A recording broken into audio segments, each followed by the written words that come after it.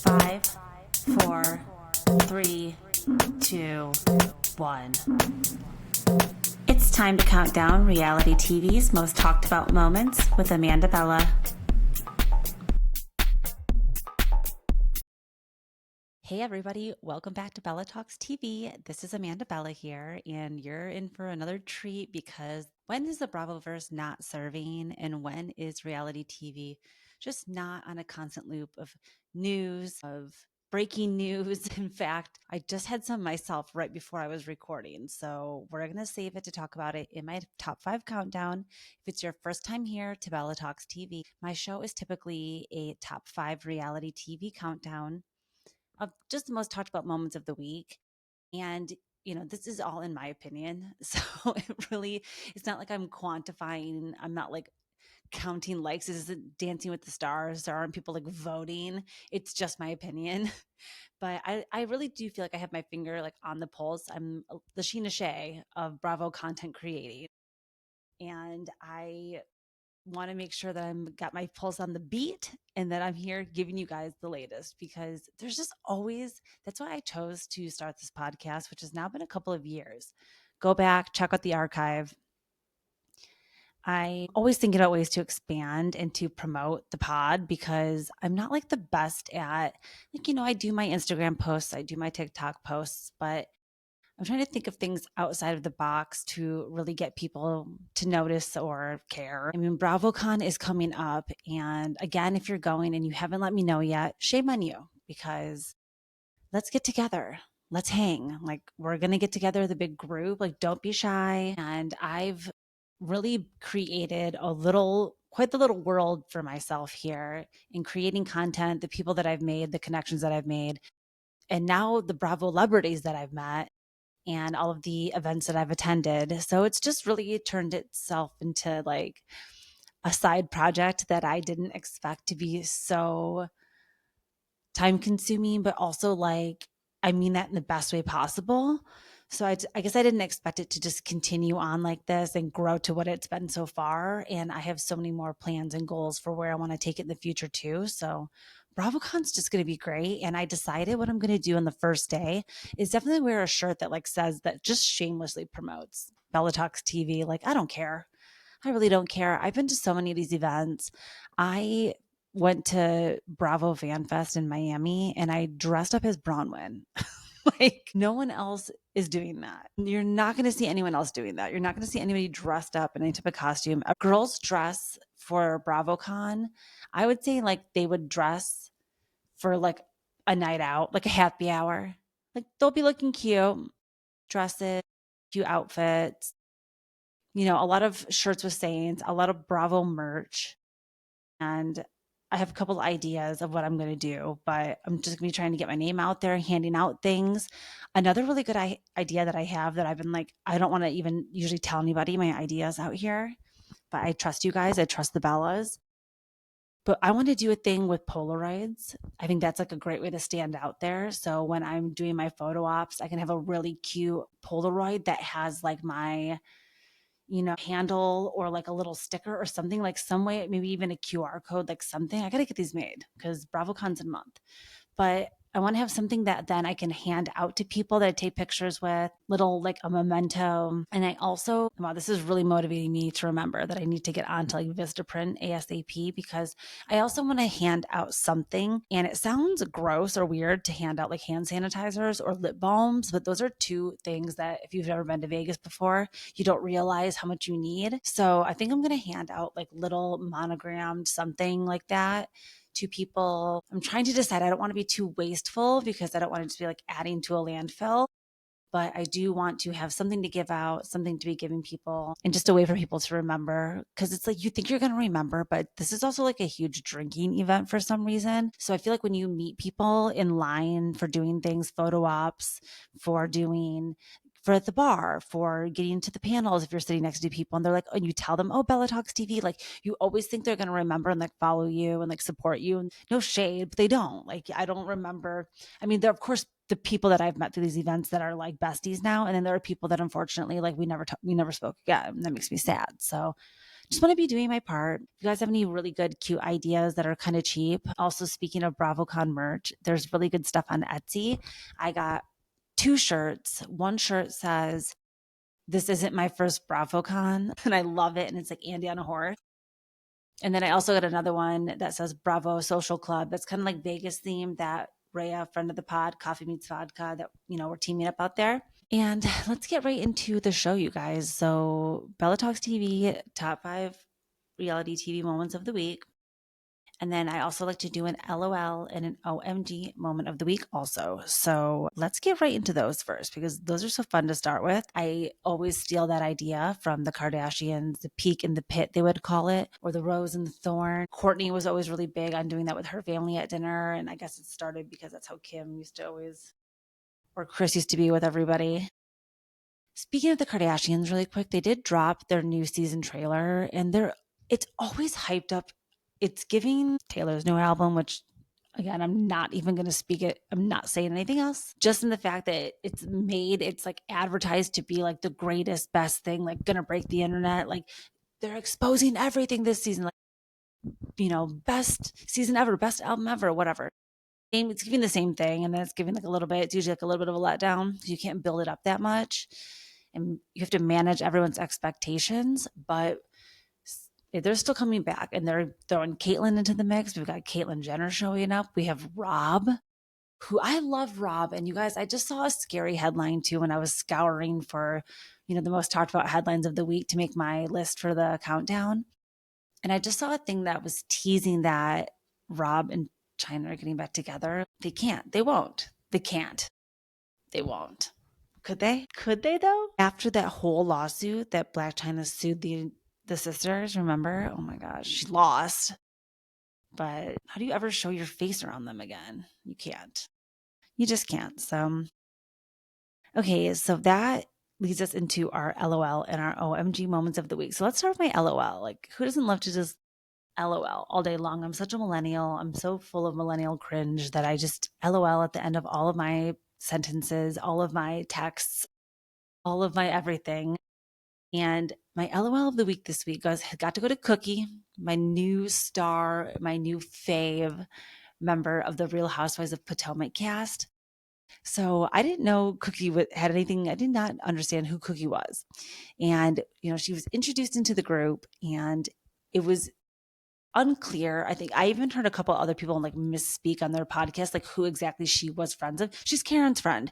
She's here to be Karen's like kind of mouthpiece. And also I think she is a genuine and authentic friend of the group. So everyone feels very comfortable. Ashley, Giselle, etc. speaking about her. Now, when Cookie shows up to these events, these cast filming events, and she's mic'd, like obviously we know she's there to either deliver something from Karen or just in general comment on Karen's well-being. And she says, oh, Karen's been working out. She's been reading. She's, as we know now, Karen is out of prison. But at the time of this being filmed, Cookie's kind of there letting the girls know like Karen's doing great. Everyone's respecting her and calling her Miss Karen in prison, and she's doing great. So everyone's relieved to hear that. But then a big bomb gets dropped at the end of the episode when Cookie's sitting there with Giselle and Ashley, and they're speaking about Stacey. And Ashley Darby reveals that Stacey has been trying to hook up, whatever that means. I mean, we know that is like the most vague term ever, but hook up with Chris Samuels, who is Monique Samuels' ex-husband, previously of seasons 1 through 4 of Potomac. I enjoy Chris Samuels. Actually was somebody who, this may be no surprise because real bellas know that I am a self-aware misogynist queen. No, I'm not a misogynist queen, but I just know that I have some tendencies here and there. But anyways, in that divorce with Monique and Chris, I tended to take Chris's side is what I'm trying to say. I don't really like Monique, and I really don't like Candace either. So it wasn't like a Candace fan thing. But when this gets revealed, the way that Cookie just reacts authentically, you can tell she's not acting in any way.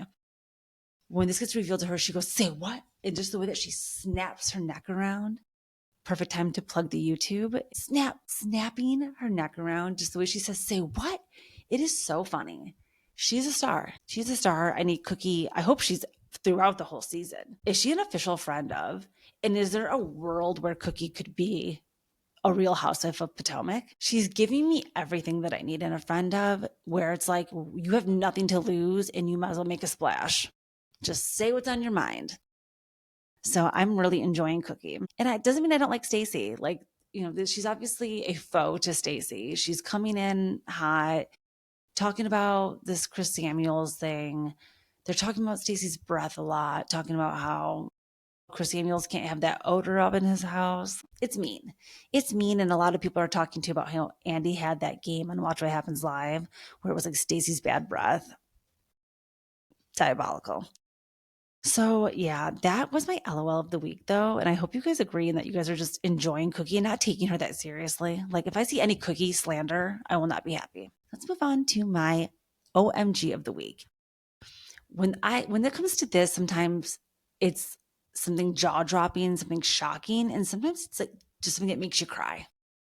And this week, it's more of the crying kind of OMG where I'm just sobbing and I can't believe what's going on. I can't believe my body's like emoting like this from reality TV. But Dancing with the Stars really has gotten me this season. I don't know if it's just the cast because I did feel so connected to so many of the cast members going into it for the first season ever that I'm just totally, and I don't know if too, of course, it always depends. Like, ladies, am I right? Where you are in your cycle. And like, I'm about to start any second. So like, is that why I'm crying to every one of these dedication songs? Because I was sobbing. I had to like get myself together to record because I was watching Dylan Efron and his little sister dancing and crying, watching Alex Earl and her little sister and crying, Andy Victor crying, Jen Affleck and her mom crying, even Connor and Whitney, which you guys, okay, can we talk? In the words of Danny Pellegrino, pull the car over and talk about this for like 45 minutes. Whitney and Connor are America's most vulnerable couple. They're like the next Spencer. No, I don't want to say Spencer and Heidi because they're on their own planet. They live in Spideywood. There's something so deep about them. Okay, so coming on to Secret Lives of Mormon Wives, which again, you guys, season 3, is it about to be season 3 or 4? Like, am I delusional? Season 3 is coming out. November something? No. Yes, November. It's the day that BravoCon comes. So in a month. In 1 month, it's premiering. So, we have 2 of the girls on Dancing with the Stars. We have Whitney and Jen, who have both had very emotional, traumatic marriage storylines where both of their marriages have been very close to divorce. And then they got back together and both decided to have a third child. Very similar. And then now it's like, okay, we kind of low-key hate your husbands, but now we have to like accept that you guys have got back together and continue to grow your family with them. So they're not going anywhere. So now we have Connor and Zach that are both serving the same purpose on Dancing with the Stars. Now, Whitney's dance was where Mark Ballas is playing the idea of fame, and he's kind of trying to keep Whitney and Connor apart. And I'm thinking a lot about how the beginning of this show got started because Secret Lives of Mormon Wives started filming. Connor and Whitney were living in Hawaii, and it was right after Taylor Frankie Paul came out on TikTok about the swinging scandals and came clean. And everybody thought Whitney and Connor were part of that. And they have said multiple times they were not part of the Taylor stuff. And, they had nothing to do with that really.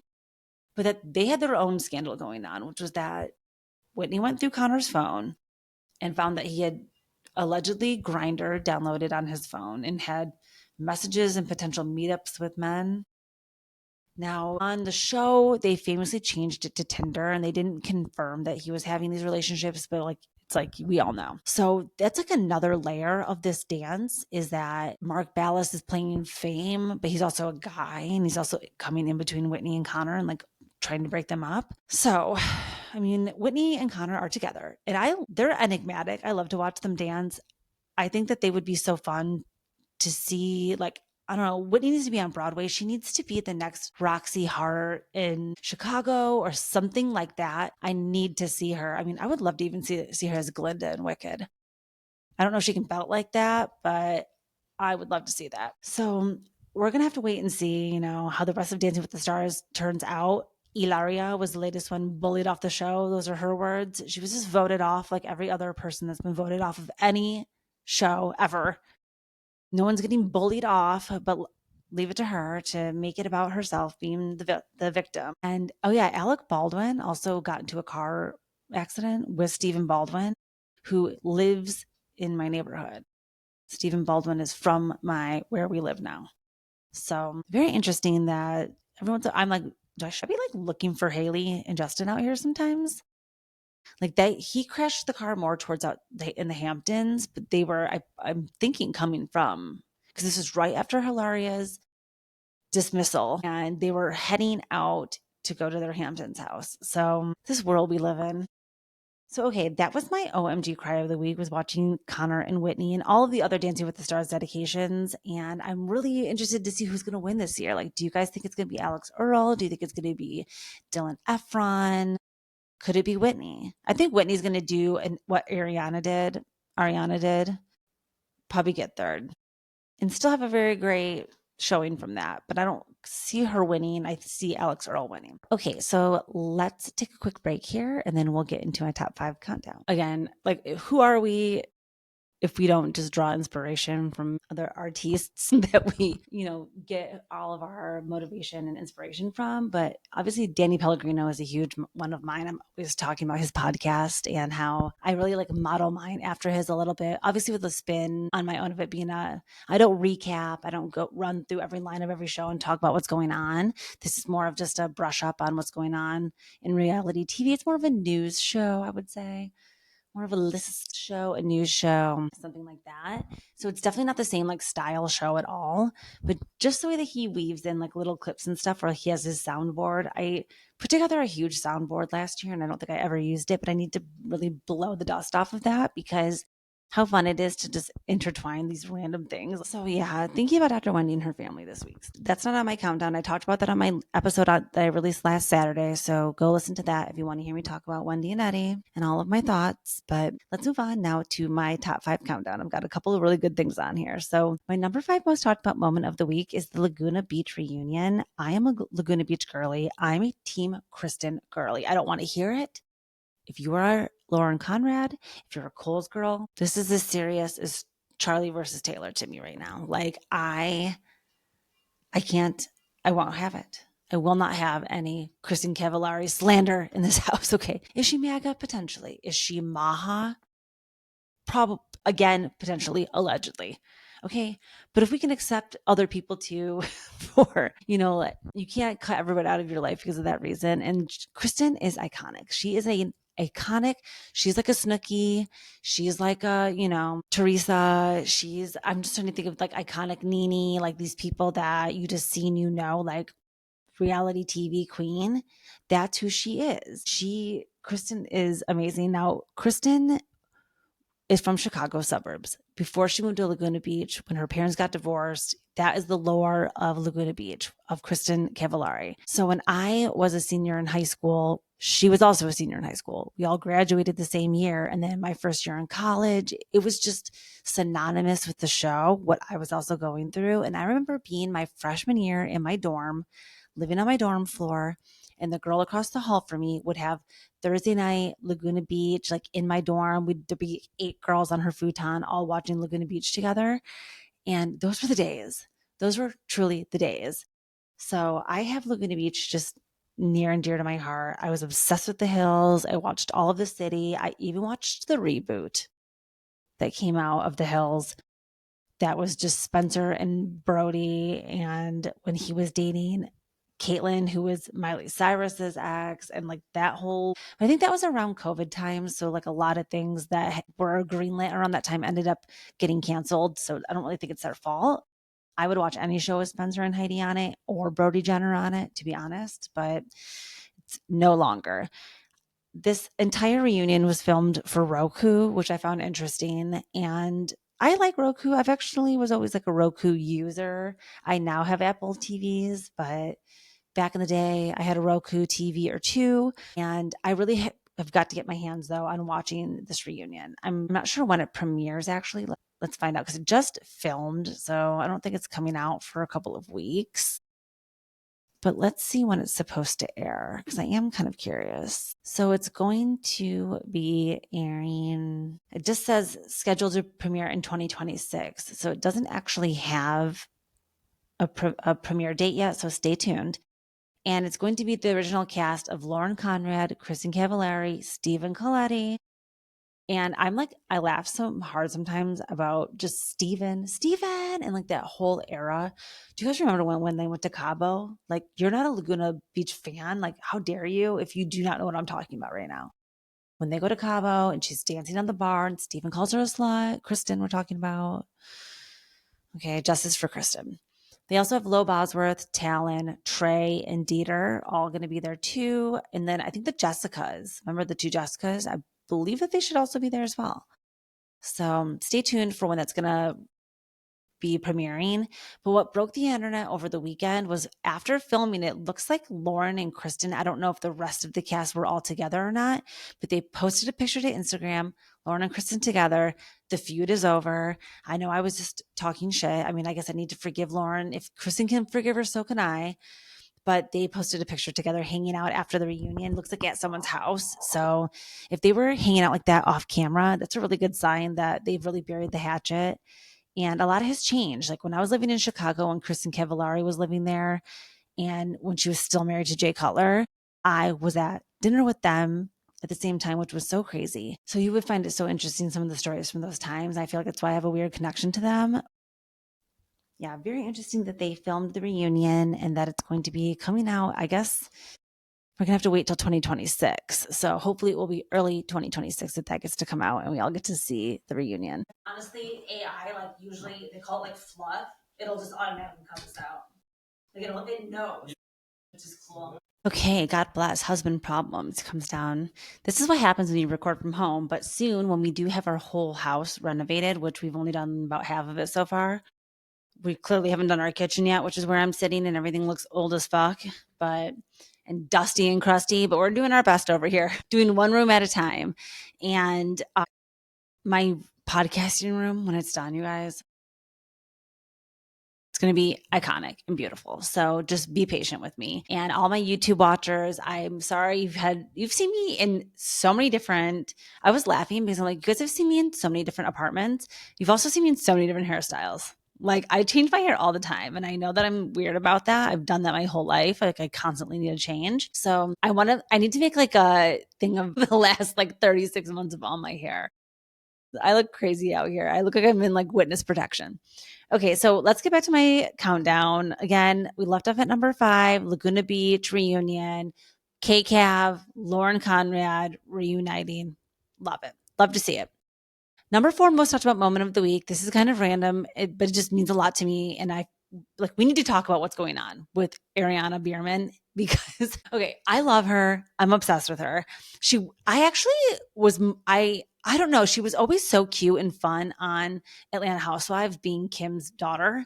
But Brielle, too, always got so much attention. You know, Brielle was so beautiful and she was just always Kim's mini me. And Ariana always was different. And it was definitely more of like the black sheep of their little. Now, her and Hudson broke up, which makes me so sad, you guys. If you watched Next Gen NYC and you got a little bit more attached to Ariana Biermann this summer, kind of like I did, you're really going to be sad to find out that this couple is broken up. They've been together for a really long time. And in my head, I was thinking like, wow, couples that meet when they're like 13 very, very rarely stay together for the rest of their lives, like truly 1D forever. And I think that's actually beautiful. Like, no shade. She doesn't seem like if she doesn't need if a monogamous partner, especially because she doesn't have a relationship with her father. She's now seen Croy step in as her stepdad and adopt her legally, and we've seen how that has now ended up. So I don't think that she has, necessarily the most stable relationships with men. And this makes I think that this was her like proving to herself, proving to the world that like she it's either like healing a childhood wound or something. They're trauma bonded together, maybe. Now, Hudson comes from a very rich family. I'm talking very, very rich, billionaire rich. His dad created Zaxby's, which is a Southern fried chicken fast food restaurant place, kind of like Raising Cane's.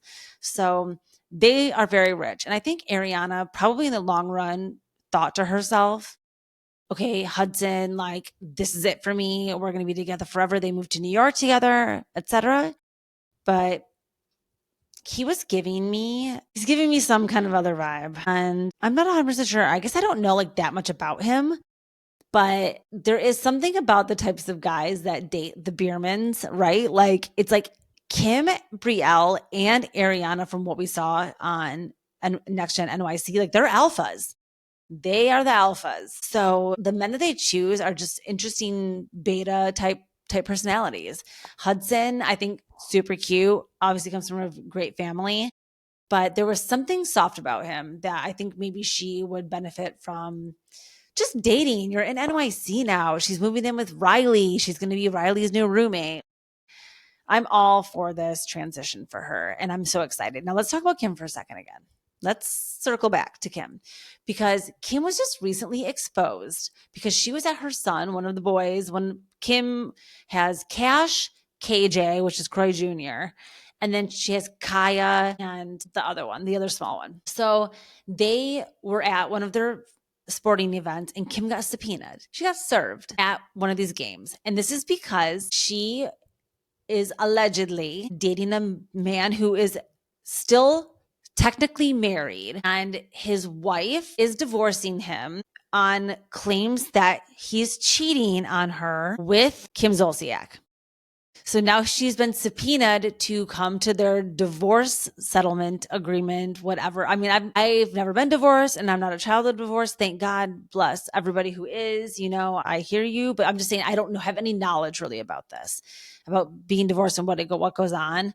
But apparently it's illegal and it's a breaking of your contract. And if you get divorced, if you get cheated on, this wife is now like going for blood. Like she's like going to drain, because this guy's a millionaire. This entrepreneur, this guy that she's cheating with, what's his name? His name is Kyle Mowitz. And this is the rumored husband of Jillian Green. Jillian Green is a lady that subpoenaed Kim in the divorce battle. And Kyle is basically just a super rich entrepreneur, kind of like hedge fund guy that invests in, looks like pharma, like big pharma stuff. We know Kim is MAGA and she's MAHA and she's all the things. Again, I don't let that determine whether or not I love a housewife, because a lot of these housewives I've loved before Donald Trump was even running for president. So how am I going to not like them now? Like I can't base who the president is on who I like some of these housewives that I've been watching since 2009. So just couldn't be me.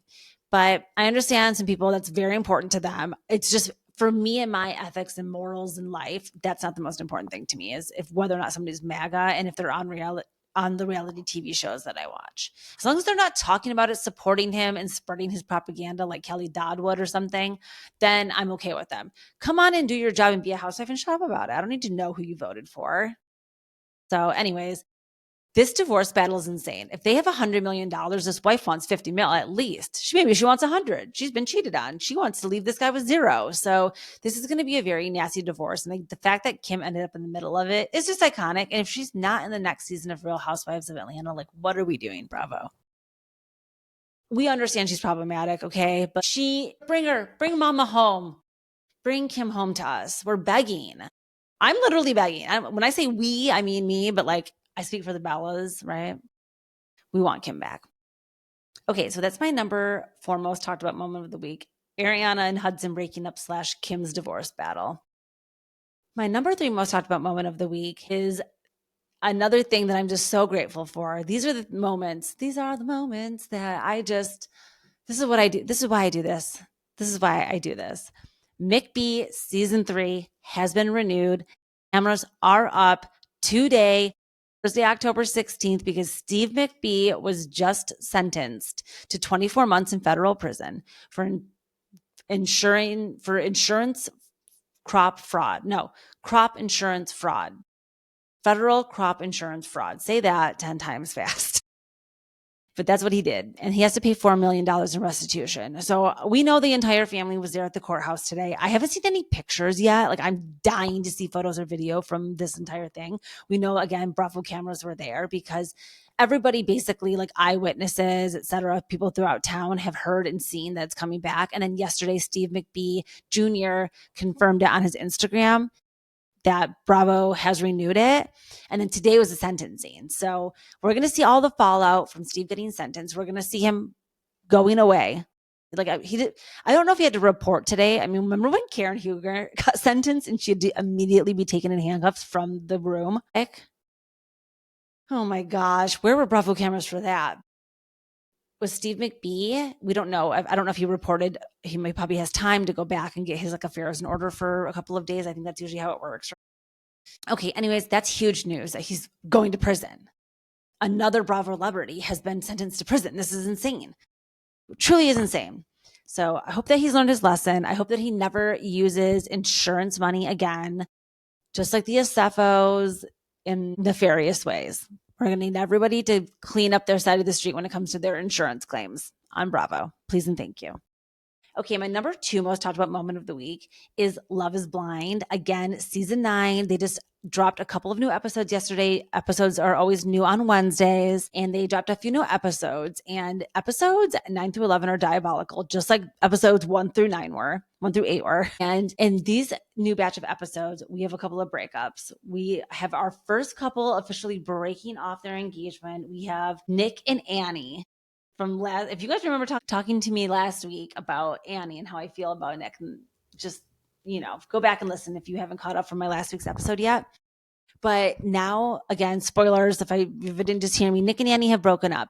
Annie has another insane drunk fight where she's just spiraling and talking in circles and making everything a fight and just being super toxic. And I think that this is the definition of gaslighting, right? Like that's what we're seeing. So she's gaslighting Nick. They're just trying to eat their Taco Bell when they're drunk. Nick's like, I just want to eat this chalupa. He literally says that verbatim. He is again, one of the most self-aware queens we've ever seen on reality TV is Nick. He just always says exactly what he's thinking. He's so open and honest. He's like, can I please eat my chalupa? Can you please shut up and just let me eat my Taco Bell? We've been drinking.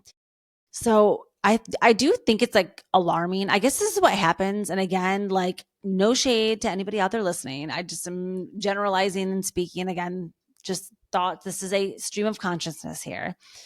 But when people get married in their 20s and they're still like in that partying phase of their life, like that would be really hard. I didn't get married till I was 36. I'm like over it. Like it's time to settle down. I don't know if I would have been able to get married back then because I probably would have been having these drunk, crazy fights all the time with my spouse. So I'm really glad that I skipped over that era of my life, but watching other people go through it is very interesting. It's literally little hairs in the back of your neck are standing up watching Annie fight with Nick. Finally, he just says, like, I'm done. Like the next day when they're sober, he's like, I can't do this. The thought of marrying you sounds like the worst thing in the world. I'm out. She tries to convince him the way she's talking to him. She's like, you can't do this. You can't say no. And he's like, you literally can't force me. Like he started to get aggressive. Finally, it's done. We've all been released, though, from the torture of Nick and Annie.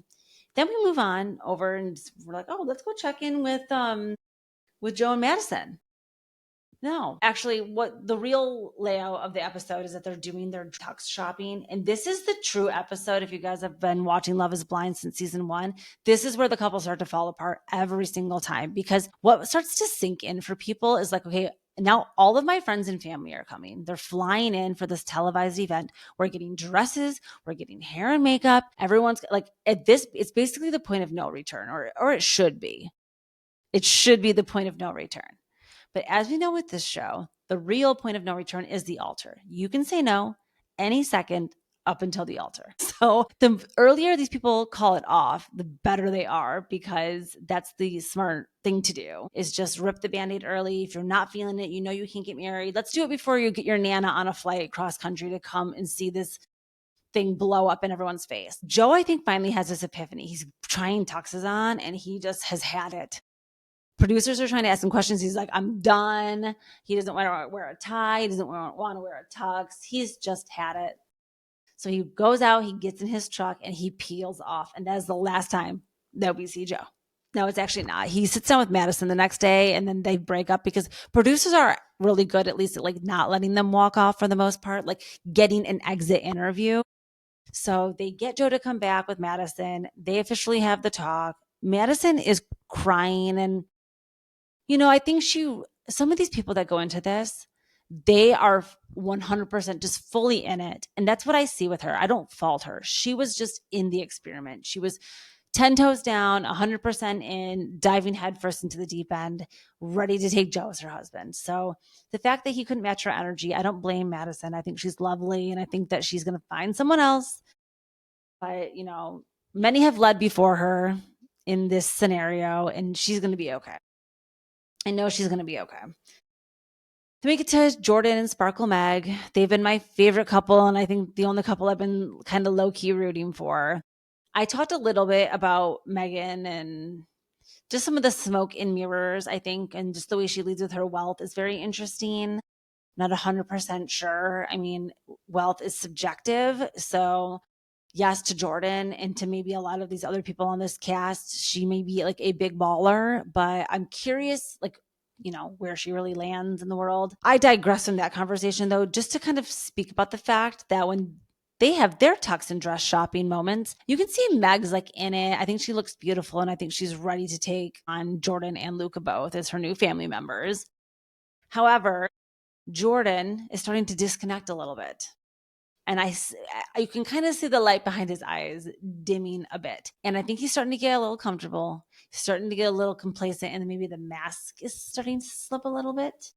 Because it seems like if Jordan's not being a single dad or having that be like his whole personality, he doesn't really know what else to talk about. And I think Meg's starting to feel like, okay, shit, like we're having a lot of nights where like he's just like low key not speaking to me. And also, it's not like ignoring me, but just a lot of nights in silence. Now, as a married woman, I love these nights.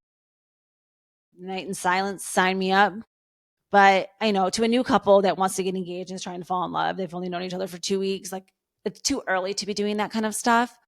And Jordan's, I think, again, I think the best way to put it is, again, the mask slipping. I think that he chose Meg for the money. I do, because I think that if she would have been smart enough to be in the pod and not be talking about that, then she would have been able to find a real, genuine connection. But I think the scary thing for these people in the pods is that the longer the days go on and you're only there for 10 days and you need to be engaged by day 10, which, did you guys know all the couples get engaged on the same day and they all have their reveals on the same day? Isn't that interesting? A little bit of behind the scenes Love is Blind tea. But, I think that they're just all starting to get close to realizing in the pods, like, okay, I think Jordan and Meg, you're going to kind of pair up. You got to kind of choose at the end there. The way that just really opened my eyes, learning that they all got engaged the same day. Like, there's really no stronger couples than anyone else. And they all kind of get spit out into the same way when they get to Mexico, and the things that happen, and the way they all start drinking and hanging out in Denver and living in the same building, and just the way things unfold in this show. Chaotic evil too, not chaotic good. So yeah, all of these new Love is Blind episodes are insane. I mean, Calabria and Edmund, I was really rooting for them. Calabria really she reminds me of a lot, and I don't know if she's a Virgo. And again, no shade. I love a Virgo. I have many Virgo friends, but she's giving that because I've seen all of my friends do the same thing too in their relationships. So, not to Virgo generalize, but it's this idea that, like, if your man isn't anticipating your needs, or if you don't believe he's really listening to you when you're speaking, like, this idea that you better tell him, you better make him. And it's like, you literally can't force somebody to care about what you're talking about. You have to just find somebody who naturally does. You cannot force this. That is like what chemistry is. Chemistry is somebody giving a fuck that when you're talking, they're listening. That's like what chemistry is. It's like they care. It's like a very general way of just being, they care. Like, people talk about bids for attention. Like, when you start speaking to your partner and they don't put their phone down, divert from what they are doing, turn body language, like start to like give you like that they're listening, it ain't the one for you, because you're talking about a lifelong partner. Like, you need somebody who, even if you're going to just lean over and say, I'm hungry, they're about to be like, me too, babe, I'm hungry. Let's pull up Uber Eats. Like, real love exists. Like, look for your person that's like that with you. So these Love is Blind people, I don't know. Those are the questions I would be asking. Like, when I'm hungry, what's your response? Because if your response is, you figure it out, or like, I know you do, like, I can't always be figuring it out. I can't always be choosing what we're going to do. So I need someone a little more collaborative, naturally, who's going to be, I'm hungry too. You know what? I've been thinking about noodles all day. Hell yeah, you want Asian noodles or you want pasta noodles? All right, these are the conversations I like to have. So, Love is Blind, everybody overcomplicates everything and they just are out there doing the most and they all just want to be famous. So, of course, you got to throw that little wrench into the experiment as well. So, that's my number two most talked about moment. You guys have to go watch those episodes. Run, don't walk. My number one most talked about moment of the week is kind of a random one, and it's just going to be like an overall number one thing, which is going to be the Real Housewives of Salt Lake City getting the US, or I was going to say the US Weekly, but the Us Weekly cover for Reality Stars of the Year. This is a special issue that's always distributed by Us Weekly every year. Us Weekly is a big part in being connected to reality TV and the Bravo sphere, Bachelor Nation, and above. So I really think that them choosing the Real Housewives of Salt Lake City as the number one stars of the year. I mean, John Hamm, Ben Stiller, John Oliver, and beyond. Okay, Kristen Wiig and Amy Poehler. You know, it really started with Jerry O'Connell. Like there have been people out in the streets being soldiers for Bravo for many years. And now we're really getting the most eyes ever and the most attention ever as Bravo fans. So it's time that we really do like give Salt Lake City their flowers, because I'm hearing it's the new Roni. Like word on the street is that they're the new Roni. And they're going to, you know, Roni went on for many, many seasons. I believe they had 13 before, or no, I think 13 was the first season of the reboot. And then 14 was last season. So this next season would be season 15 of Aroni if it were to ever happen. Salt Lake City is killing it. I'm obsessed with this show, but like I don't worship the people on this show like everyone else. Like I do think the fans of this show are delusional, just like any of the franchise. The franchise always has like the 1% that are the loudest and the weirdest on Bravo, on Twitter and on Instagram, that are just like Lisa Barlow stands that are scary. Angie stands that are scary. I feel like if you are just a Meredith fan or a Mary fan like me, like we just ride in the middle. We just enjoy. We're just here for like lulls and for the plot. We don't need to be always like the Bravo fans that love the housewives, that dig stuff up and get like private investigators and stuff. Like that is a specific type of Bravo fan that I don't fall into. Like I even have a podcast and I don't care. I barely Google things. I go off vibes most of the time. So these people that like really go the distance to have lawyers and PIs and whatever to like dig stuff about each other, that's scary to me. That's not the kind of housewives I personally like. So I really don't want to see Salt Lake City end up like New Jersey, where things get like irreparable and go too far, you know, to the point of no return. I'm loving Salt Lake City. I loved Meredith's denim flower. I'm sorry, just like how I loved Gretchen's Bo Peep confessional look, even though I hate Gretchen. Just love Meredith's fashions. I'm loving Whitney Rose being very authentic this season. I'm loving Lisa and Angie feuding, because it is giving like, oh, I've been holding this back for years and like now I'm just foaming at the mouth. And I've had fights like that with friends. So it's giving like authentic friend fight. And I am hoping though that, of course, by the reunion, they find their way back to each other. And I feel like, you know, Heather and Mary, they've been kind of just background players. Brittany, like I don't like Brittany, but I don't hate her. I'm enjoying this season. So yeah, you guys, that was my number one most talked about moment of the week. The fact that they did that Us Weekly cover, and it's also in the style of Desperate Housewives and like giving a nod to Desperate Housewives. I loved it. And also people being like, oh, Angie's not in it, Mary's not, or Angie's not on the cover, and neither is Bronwyn. That's because they didn't start the show. They're not OGs. That's why Mary, Heather, Lisa, Meredith, and honestly, where's Jen Shaw? Jen Shaw's got to be like reeling in prison today. Like, I should be on the cover. I should be on the cover of that. Okay, I'll leave you guys with one fun fact. If you saw on Watch What Happens Live, Whitney Rose, she said that in prison, Jen Shaw has been producing a Housewives play and that Elizabeth Holmes has been playing Whitney Rose. Don't you just love that? Don't you just love that? I know I do. Okay, you guys, have the best week ever. End of your week, weekend. Okay, I'll see you guys later. Ciao, Bellas.